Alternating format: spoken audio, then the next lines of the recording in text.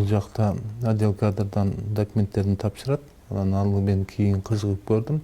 Чындыгында кылмыш козголгон экен, бирок ошол кылмыш кыскартылган экен. Анан УКМКда мурда иштеген экен.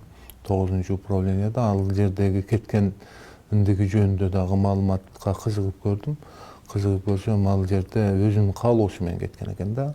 Соттун чечими жок. Эгерде соттун чечими болбосо, бир адамды кылмышкер деп эсептөөгө журналисттин дагы, депутаттын дагы же болбосо кайсы мамлекеттик кызмат жөнөкөй жаранын дагы укугу жок экен да. Ошондуктан эгерде соттуулугу жок болсо, ар бир жаран баягы кайсы бир мамлекеттик органдарда иштегенге толук кандуу укугу бар да. Бирок эмнеге ошол жанагы Стамбулдагы окуядан кийин анан башкы консулдун, сиздин жардамчыңыздын атасынын кызматтан кеткенден кийин сиздин жардамчыңыз да андай эч кандай күнөөсү жок болсо кызматтан кетти? Эми бул биринчиден аны биз кетиргенибиз жок. Өз арызы менен кетиптир. Ал боюнча биз кийин угуп атабыз. Эмне үчүн дегенде, өзүнүн баягы атасынын үстүнөн ушундай бир туура эмес нерселер жөнүндө массалык маалыматтарга чыгып кеткенден кийин, өзү ал кеткенден кийин мен жолугуп сүйлөшкөнүм жок. Чакырып жолугуп кызыгып сурап коюш керек экен да.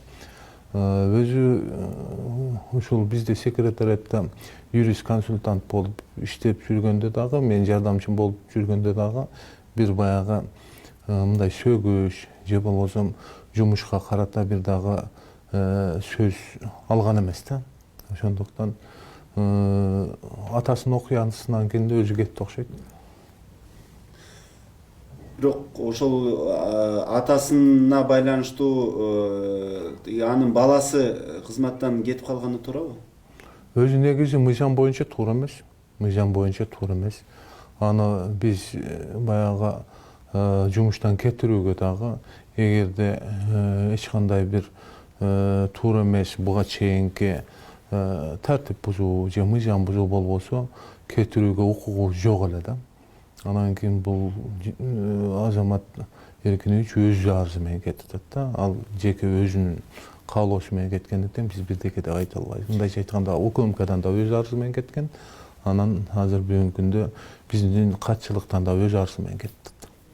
Эми бул окуяга байланыштуу мынакей Стамбулда киши колдоо болгон Айеркин Сайматин менен башкы консулдун байланышы бар экен, башкы консулдун баласы менен депутаттын байланышы бар экен деп сизге мына сөз тийип атат. Чындап эле сиз менен ошол Стамбулдагы башкы консул Эркин Сопоковдун, ошондой эле Айеркин Саймати менен кандайдыр бир байланыштарыңыз барбы?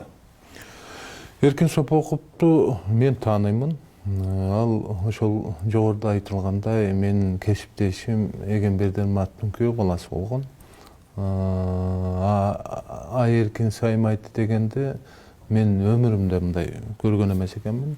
Ал киши өзү Кыргызстанда дагы анча-мынча бизнес кылып жүргөндүгү жөнүндө биз массалык маалымат каражаттарынан угуп калып атабыз да. Ошондуктан ал кишини көргөн эмес экенмин да. Ал кишини биз акыркы күндөрү бул киши качан популярдуу болду, акыркы массалык маалымат каражаттарында бул киши жөнүндө өтө көп нерселер айтыла баштады да. Ошондон биз эл катары эле, жарандар катары эле ошол массалык маалымат каражаттарынан билдик. Эркин Сопоковдон бүгүнкү күндө Эгембердин көзү өткөндөн кийин мен тааныбайм деп койсом, бул туура эмес болуп калат. Бул жигитчиликке жатпайт да. Ошондуктан тааныштыгым бар.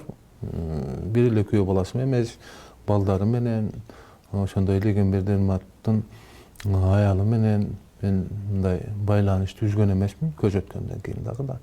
Үзбөйм го деген оюм бар. Эмне үчүн дегенде, Эгембердин мен үчүн баягы мага устат катары дагы, мындай жакшы инсан катары менде жүрөгүмдө калган инсан да. Ошондуктан ойлойм, бул жеке адамдык үй бүлөлүк мамиле. Калганы баягы жумуш, партиянын иши, бул башка нерсе. Айеркин Сайматинин өлүмүнө байланыштуу иликтөөлөр, окуялар, ошонун тегерегиндеги талаш талкуулар бул Кыргызстандын имиджине шек келтирди деп ойлойсузбу? Сөзсүз шек келтирди. Эгерде ошол Эркин Сопоков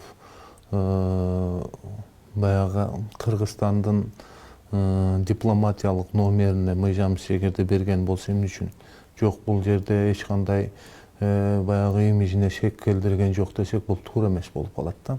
Ким болбосун эгерде тартип бузса же болбосо мыйзам бузса мыйзамдын астында жооп бериш керек.